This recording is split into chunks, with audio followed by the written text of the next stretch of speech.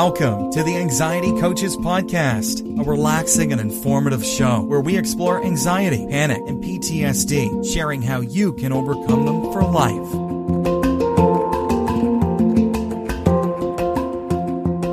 Aloha! Welcome back to the Anxiety Coaches Podcast. I'm your host and coach, Gina Ryan, and I am so happy to be with you again today as together we can consider the many ways to bring your mind and body back to its natural peace and calm. In today's episode, I want to talk to you about tapping, using tapping for anxiety. There are a lot of different ideas about tapping out there, and I want to make sure that you guys know that it's really very useful with anxiety. Everybody finds the tools and techniques and practices that are best suited for them. And if you haven't tried tapping yet, I would love to have you give it a try. So I'm first going to talk a little bit about tapping and what it is, but I'm going to put some really good links for you in the show notes that have some more information about tapping and also the diagram that shows the actual tapping points. I will describe them today, but it's also cool to have a visual of it if you can. And otherwise, you'll be able to follow along with what I'm saying, but I'll have a link to the diagram also in the show notes. And you know, tapping has been around for a while, and it's really like an updated way of actually pulling together acupressure points and our emotions and being able to use those together. So EFT tapping is emotional freedom technique tapping. So you can see where that name came about, emotional freedom techniques. And it was described as one of the most successful psychology self-help techniques ever developed. And the developer way back when was Gary Craig, and his site will be also in the show notes. And of course, it's grown, and many people have been using it in all kinds of different practices and on websites and the like. So do check it out. I'm giving you the real basic beginner websites where it all came from, and then you can explore further on your own. And that brings me to the point, I don't think I talk about this often enough, that in order to heal, we do our healing, we do our growing by taking all of our own pain, our own suffering, and investigating it, looking into it, doing our reading, doing our practices, looking up new things, talking to people about it, being in groups with people about it, or talking with loved ones about it. So I want you to do that. Do your homework, investigate, find the things that work best for you. Okay, off my soapbox. Now we're going to get back into our tapping. So it's become super popular. And like I said, you can use it for so many different issues, from anxiety to pain, guilt, trauma. People use it for performance, whether it be on stage or in sports and in business. So it's helpful for you in all areas of your life. But I want you to know today, right here, on the Anxiety Coaches Podcast, that tapping is a great resource for anxiety. So the emotional freedom technique is a form of what they call like energy psychology, or you could call it mind-body therapy. And again, it was originally created by Gary Craig, and it's very, very popular, and it can cover so many different physical and emotional issues that just about everybody would do well to have this in their toolbox. So it works through dealing with the negative emotions, memories, physical symptoms or pain by focusing attention on a very specific issue while you're tapping a meridian or acupressure point on your body. And so it's really easy. The acupressure points are all like from your collarbone up.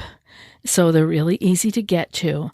And these points are based in the Chinese meridian system, which is also used in acupuncture. So they're also used for people who practice acupressure. So the same points, it's the same meridians. But what we're doing is we're coupling that with an issue, with a phrase, with a feeling. So the points that are used in EFT tapping are specifically chosen for their ability to help you calm your nervous system down and regulate, guess what?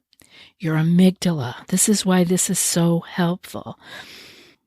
EFT operates under the assumption that physical and psychological problems are often the result of unresolved emotional problems. So we talk a lot about that here, things being in the subconscious. And this is a way to be able to access these things and to move beyond them. When we tap on the points, which I'm going to tell you about in a minute, while we're focusing on the problem that we are working on, we can do what we call neutralize or release the negative hold or the charge that the emotion or the memory has on our current state. And you know that feeling of a negative charge or something having a hold, right? Like you can't get beyond it. It's very much anxiety. So this is really easy to do, and it's quick and it's gentle. And there's no need to rehash the past problems over and over again. You simply do the tapping. So there's a whole bunch of research that was done on EFT tapping, and I'm looking at my time. I don't know if I'll have, you know what, I'm going to save the research. If there's time at the end, I will cover the research, but I really want to jump into you knowing how to do it. Sometimes that's all you need, like the research. You be your own N equals 1 person in this study of one. And we're going to get right to that after I thank today's sponsor, which makes this so possible for me to be here with you guys. Open. We have Open today, and they have the most lovely website for doing things like breathing techniques, meditation. This is exactly what you guys would love to see. And you can try Open for 30 days free using my promo code COACHES. And so I'll give you the website at the end here, but I want to remind you that, if you're like so many people that I talk to, and that when you need a place to go for stress reduction, your own mind can't come up with it so easily. You can't always access it. So if you could go to the Open app and do the breathing exercises, you would be really in a good space. And that is what Open is here to help you to do. Open's breathwork classes are really cool. And there's everything from 20 minutes. There's probably even longer ones. I looked at 20-minute ones. I have to tell you what I really liked was the 3-minute. There was this awesome 3-minute session that I got to do, and it was a 3-minute cool down track, and it relaxed me immediately. It was really quite remarkable.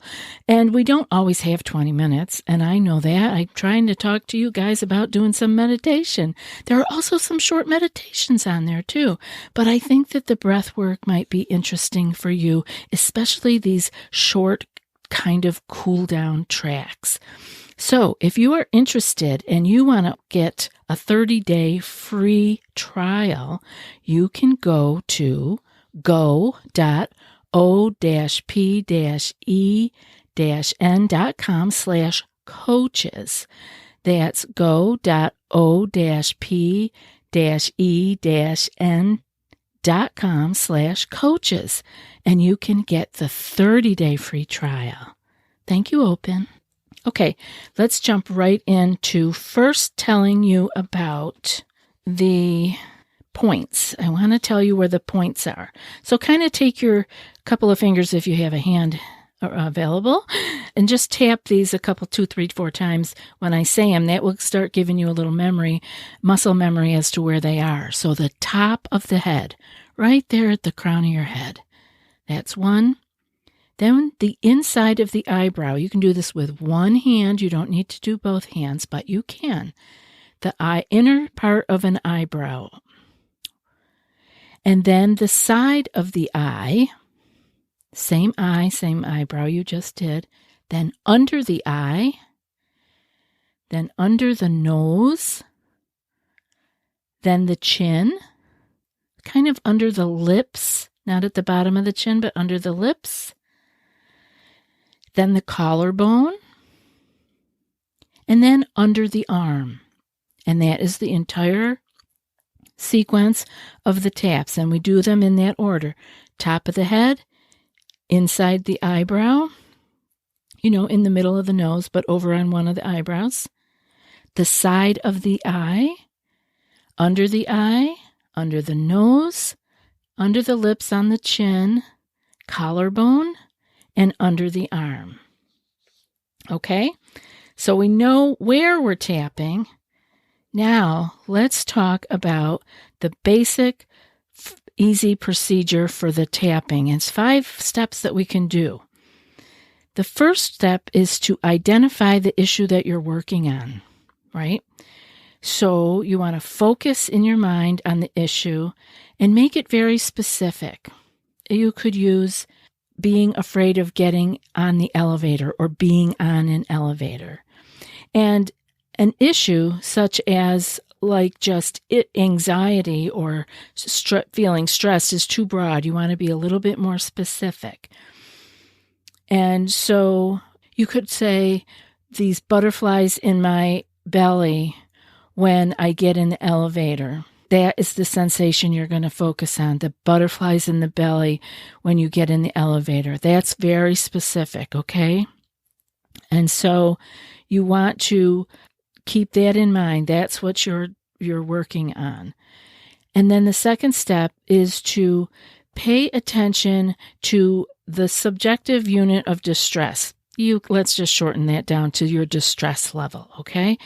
Once you have identified your issue, you want to check and see how intense it is, right? So you want to go from 0 to 10, 0 being no intensity at all, completely neutral, and that's where we want to get to, and 10 being severely intense. And so then the third step is you're going to create a setup statement. So every time your statement begins, you start with a setup statement. And this statement is used to acknowledge the problem. And so you want to acknowledge the problem, but at the very same time, just like we talk about here all the time, you want to be accepting and non-judgmental of yourself when you are acknowledging this problem. So it's an issue and you're acknowledging it, but you're doing it without judgment. So your statement could go like this: even though I have these butterflies in my belly to get on the elevator, I deeply and completely accept myself. This is the self-love, this is the self-acceptance that we all so desperately need. So what would it be again? Even though I have these butterflies in my belly for getting on the elevator, I deeply and completely accept myself. Now, you could have the anxiety belly or the butterfly belly, whatever you like to call it, around anything. I'm just using the getting on an elevator because that was one of my struggles. And I don't forget it. Even though I don't have it anymore, I don't forget it. Okay, so you did your setup statement. And then you go through the tapping sequence. Remember those points that I told you about. And so while you are tapping those areas, we will repeat a short reminder phrase while we tap onto each point to keep us focused on the issue we are working on.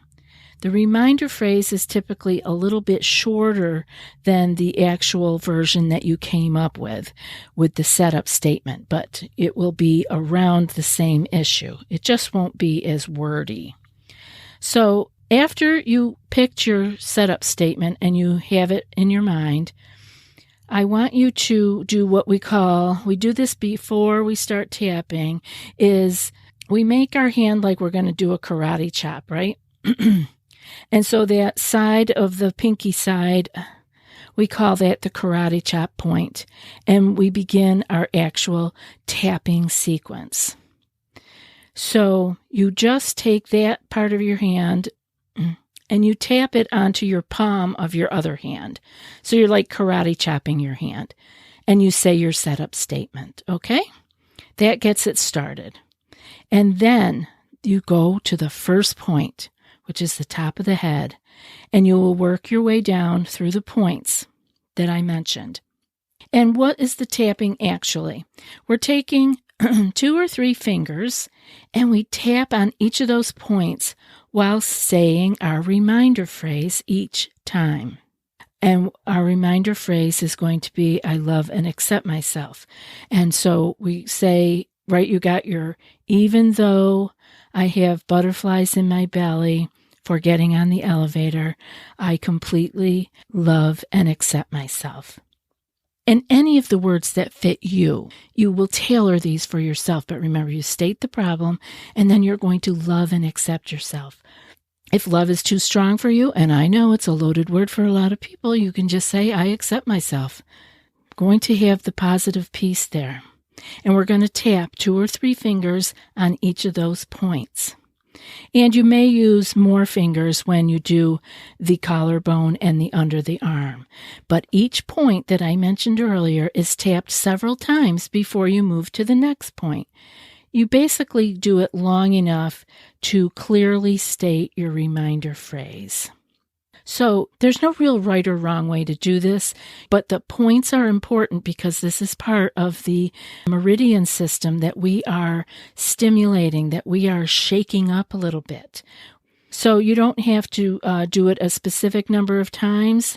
After you've done it long enough, you'll have your own sequence of times. I know even just when I was telling you guys the points, I was tapping them because I have done this and taught this to so many people that my hand just automatically goes there and I start tapping. So it's not right or wrong, but you could do it between 5 and 10 times before you move to the next point. And the tapping can be done on either side of your body using one hand or both sides of the body using 2 hands.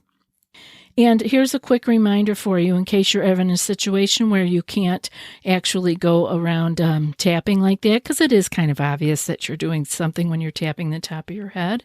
You can always use the collarbone, the point, to just tap. Most people would not notice if you were tapping your collarbone. They may think that you have a little itch or something there and that you are just tapping it, but you could say your phrase, reminder phrase, in your head. So again, what are we talking about here with our setup statement is, even though I have these butterflies in my belly because I'm afraid to get into the elevator, I deeply and completely accept myself. And you can use just the I deeply and completely accept myself as your reminder phrase as you are going around doing your tapping. You could say the whole thing. I've seen it done both ways, doing the whole setup statement or using just the ending as your reminder phrase. So there's another point here that we have to get to. We have to come back when we're finished tapping all the way around. One time, we stop and say, how do I feel now? What is the new number on the scale? I want you to reassess. Remember the first time before we started, we picked a number between 0 and 10, 0 being totally neutral, not being bothered by this, to 10 being off the charts, okay? Did your number drop? Did the intensity change at all? Did your pain or discomfort move? Or did something else stronger come up? All of these things are possible, but you reassess. And once we reassess, we can continue working on the particular aspect if it's still above 0. You can refocus on something that came up during the round, or you can move on to the next aspect of the original issue and just go around with that again. If your subjective unit of distress didn't reach 0, you will want to repeat the process with another tapping session, or If you don't have time to do it, you can just know that you made a start and that you can come back to it. But I'm hoping that when you are going to do this for yourself, you will leave yourself enough time to be able to go round and around.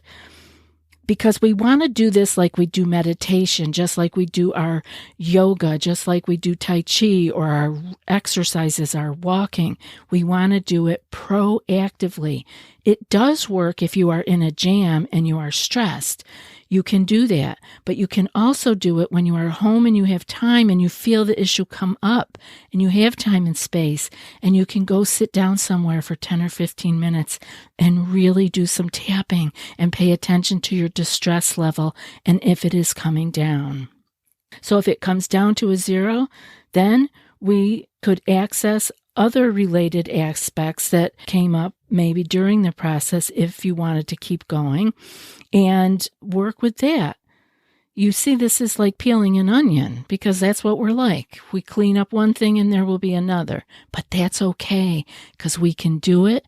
We can deal with it. And I know that for some of you, this tapping is going to be key. So I hope that everybody will give it a try because I taught this to a lot of women when I was seeing people for eating disorders. And I have to say 50% of them absolutely loved it and flourished with it. And 50% just were like, what? They didn't get it. They didn't want to do it. And that's okay too. That's just not a right tool for you. So let me know if this works for you. I would love to hear from you. You can send email to anxietycoachespodcast@gmail.com. That's it for today's episode. And before I read today's quote, I want to remind you that if you want more than what's offered here and more personal guidance, you might be ready for our group coaching membership program. It's a deeper dive into what you learn here on these episodes. Each month, you'll receive 2 anxiety clearing skill sheets sent in email. You'll also receive 2 live group coaching calls, which are recorded in case you can't attend. Those will help guide you through your challenges. And there's also a secret Facebook group for coach and community support every day, all month long. So if you're ready for more, go to anxietycoachespodcast.com/group-coaching and join today. I'd love to see you in the group. And now for today's quote.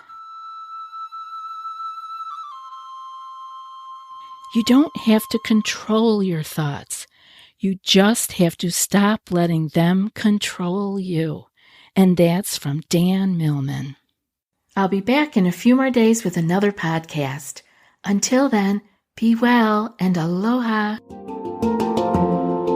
Thanks so much for joining us for today's episode of the Anxiety Coaches Podcast. Find more information at theanxietycoachespodcast.com.